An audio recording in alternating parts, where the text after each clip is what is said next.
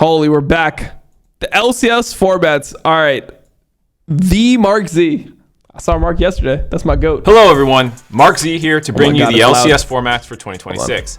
Last year, we heard resounding support for the LTA formats. So I'm happy to announce that we'll be running them back again. All right, yeah. Bro, you know what's crazy? I know he's joking, obviously, because I see the formats. But even without seeing the formats, I would know 100% he's joking. And that shit still pisses me off, bro. This shit still pisses... Just hearing the LTA formats from last year makes me angry, bro. Makes my fucking blood boil, bro. I feel a vein coming out of my forehead right now. Oh, fuck this shit. Next year. See you there. LTA. Oh, what a disgusting year. Why? Why did they do that for a year? Just kidding. You know the saying, if it is broke, go fix it. With the removal of shared paths to international competitions, the LCS will refocus the formats on regional competition with a return to simpler, traditional formats that will result in more days. Nothing is wrong with a simple, really good format. I mean, for the longest time, the format that I thought was the best in League of Legends, this is like before like LCK really started going into their formats, because LCK used to not even have double limb, right? Like even as late as 2022 spring, LCK didn't have double limb. They just had single limb tournaments. Bro, LPL used to just be a single round robin best of 3 with 17 teams. So you had 17 teams, one single round robin best of 3. Had every team play each other in a best of 3. That seeded you into a massive 10-team playoff bracket that was all best of 5s. And then the top 4 ended up being double limb. And the format was like perfect. It was literally perfect. Like, I think in general, you only really need double limb for top 4. I don't think you need like 7th and 8th teams like having double limb. I mean, you see how LCK does it. I think that's fine. Something like if you go like the 2024 summer season, I think that this type of playoff bracket is good. Honestly, where is it? Where'd it go? Here. I think that something like this is good. Like the bottom teams get eliminated, and once you get top 4, you just get double limb. I think that's completely fine.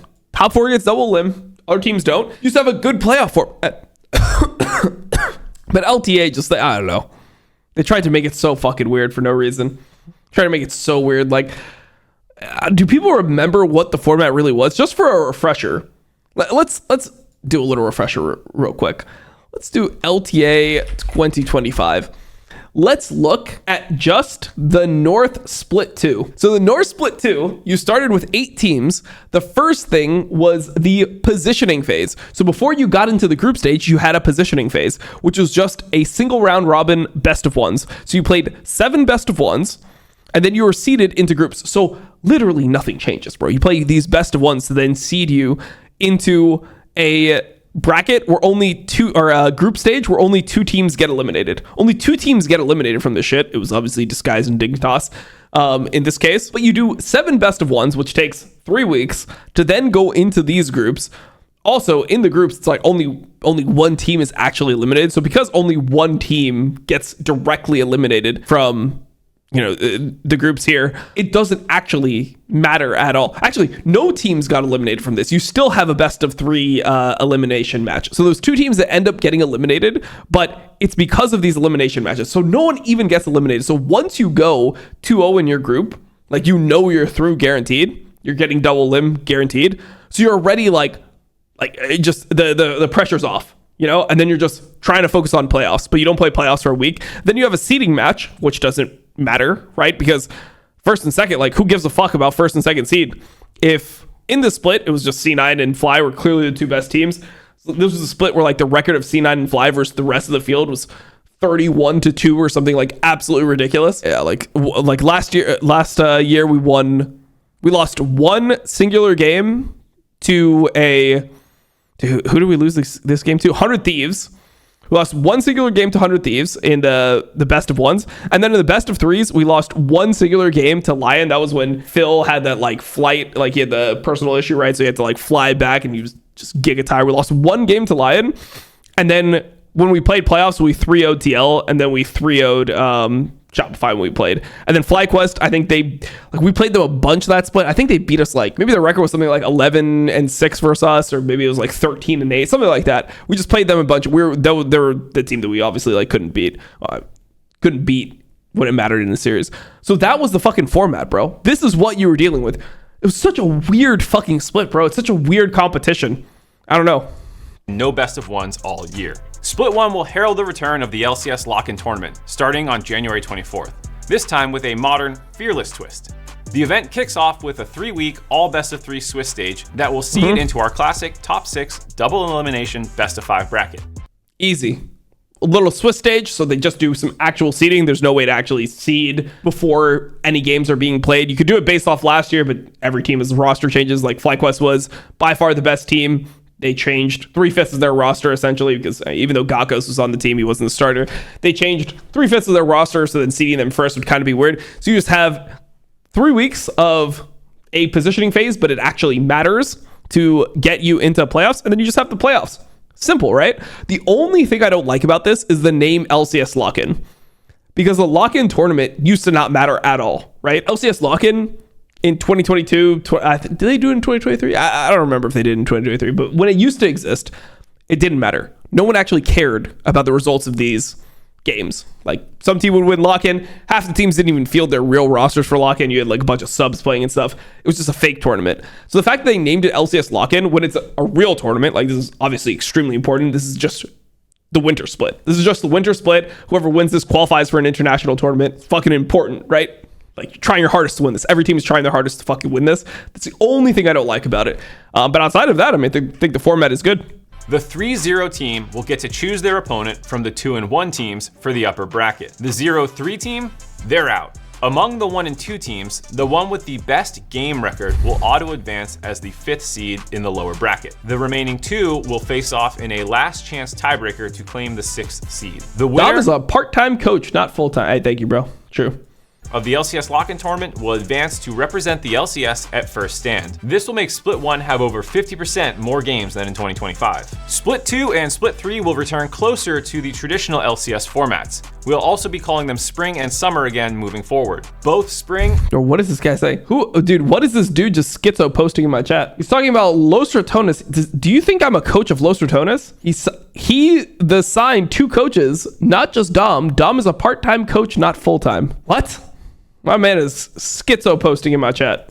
And Summer will run a round-robin best-of-3 regular season, followed by a top 6 playoff bracket. Spring's playoffs will mirror the lock-in format, but this time the top 2 teams will advance to represent the LCS at MSI. For Summer Split, we're bringing back our 2024 format, which featured an extensive losers bracket gauntlet that makes sure we're sending our best 3 teams to Worlds. Hey, those look a lot like our Spring and Summer. This will be the first time since 2022 that LEC and LCS have had the same formats, making it much easier for fans of the West to follow what is happening. You already had a better Worlds, LEC. Get out of my video! After several seasons of experimenting and evolving our formats, we've learned a lot about what works best. Now, we're excited to bring the simplicity and consistency that fans have been asking for. Okay, so they had a format that was literally perfect, right? Like, it's a normal format. Fucking knew how everything worked. So they had a format where the only criticism would be like, oh, let's just do best of 3s instead, right? We're doing best of 1s, but if we did best of 3s, it would be just a perfect competitive format. And they're like, okay, so we had a format that was like good as fuck, and then we just made it complete dog shit, and we figured out what worked. It's like, actually, let's choose the one that's not dog shit. Yeah, perfect. Let's do that.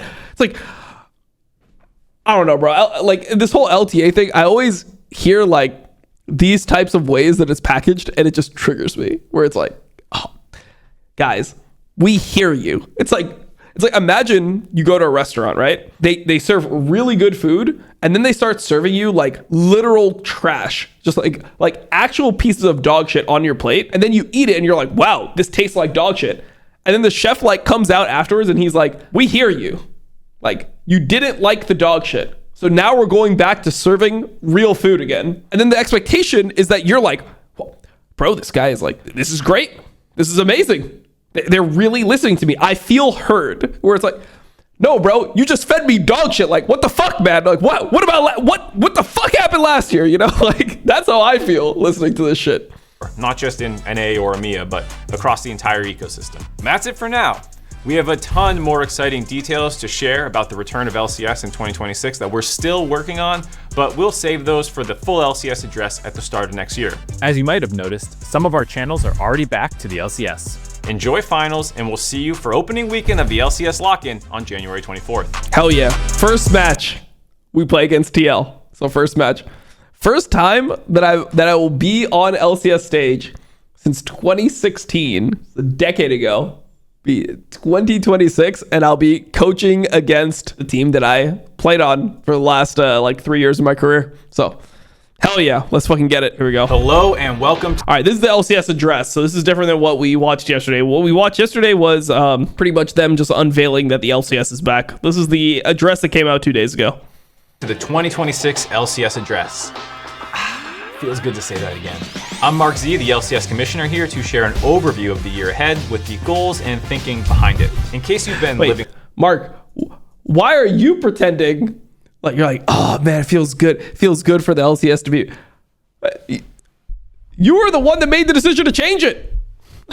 At least on paper, at least as far as we know, you were the commissioner. You let it be the LTA. Did I miss something? Like, okay, all right. Under a rock. The LTA is no more, and the LCS is back as an independent league this year. If you've been living under an even bigger rock and don't even know what the LTA is, well, then the LCS never went away, but there are still some changes worth reiterating.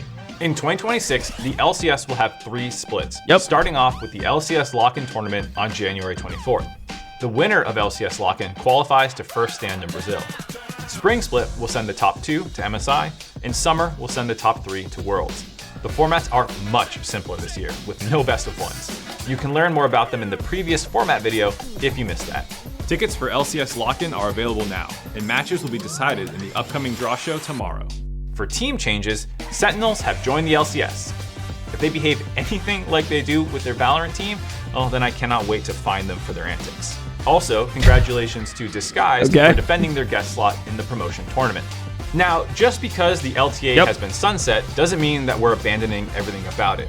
We still see value in continuing to promote cross-regional competition in the Americas, but just not as part of the core formats. These should be supplemental moments to regional competition that gives fans extra games to watch and the teams extra semi-international competition.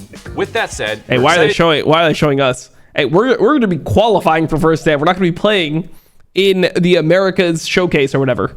To announce the America's Cup the week before first stand. Second and third place from the LCS and CBLOL will be invited to compete in Sao Paulo in a 5-day tournament ahead of first stand. So, what's up for grabs? Boot camps. Last year, we brought LTA South teams to Los Angeles to boot camp during MSI, which was a big success, and we'll be expanding this program for 2026. Nice. We will offer Riot Expense boot camps in Korea during MSI to the 3rd place team from LCS in spring, and the 2nd and 3rd place from CBLOL, and the winner of the America's Cup. If that team qualifies to MSI or the boot camp through their spring placements, the additional slot will be given to their league. In total, this means up to 4 LCS teams will be in Korea during MSI. Okay. This America's approach is important for developing the region's competitiveness and fandom, and we'll be closely monitoring the feedback from how does it work again? Spring camps. Last year, we brought LTA South teams to Los Angeles to boot camp during MSI, which was a big success, and we'll be expanding this program. So it's just if the top 2 teams of this tournament and the top 2 teams of LCS go to MSI, then that would be the 4. 2026. We will offer Riot Expense boot camps in Korea during MSI to the 3rd place team from LCS in spring, and the 2nd and 3rd place from CBLOL, and the winner of the America's Cup. If that team qualifies to MSI or the boot camp through their spring placements, the additional slot will be given to their league. In total, this means up to 4 LCS teams will be in Korea during MSI. This America's approach is important for developing the region's competitiveness and fandom, and we'll be closely monitoring. As much as I would like to go to an MSI boot camp, I would rather have the team competing in MSI. I think that would be better. The feedback from fans and teams. We also know that it's important to show up for our regional fans as well, and having only a single LCS event a year the last few years has just been too little. We're committed to having additional events outside Los Angeles beyond just the Summer Championship. Okay. While it's too early to share dates and locations, we are super excited about having the LCS on the road more often with different experiences in 2026. This is on top of increasing the number of show days across the year to create a beefier format. To make this possible, we'll rebalance operations by having some extra days in the Face-Off studio, and only reducing the number of Riot Games Arena show days by 3 across the year. We want to meet fans where they are more often. This is step 1 in a process to having the LCS hit the road more often, and we'll be listening to feedback from fans as we go. Last but not least, Cool. for online fans, we're updating the LTA Fantasy app to be regionally focused for LCS and CBLOL. We're also increasing the scope of the website to be your one-stop shop for all things LCS. Schedule, standings, fantasy, content, all in one location. This is on top of overhauling some of the fantasy systems, such as including achievements and additional ways to earn points and engage throughout the week. We see this as becoming the home for LCS fans to follow along across the season. If there's one overarching takeaway for fans this year, it's that the LCS will be bringing you more than last year. More games, more teams at international tournaments, more road shows, and more ways to engage. As always, we're eager to hear what else fans are looking for. Sounds like LCS is just hey, I'm gonna miss the LTA though, for sure. I'm gonna miss it. So make sure to let us know. We can't wait for opening weekend of LCS Lock-In on January 24th, and we'll see you there. I mean, overall, it should be a lot better. I wonder where the road shows are going to be, because we don't even know where the road shows are yet and when they'll actually take place. So I'm super down.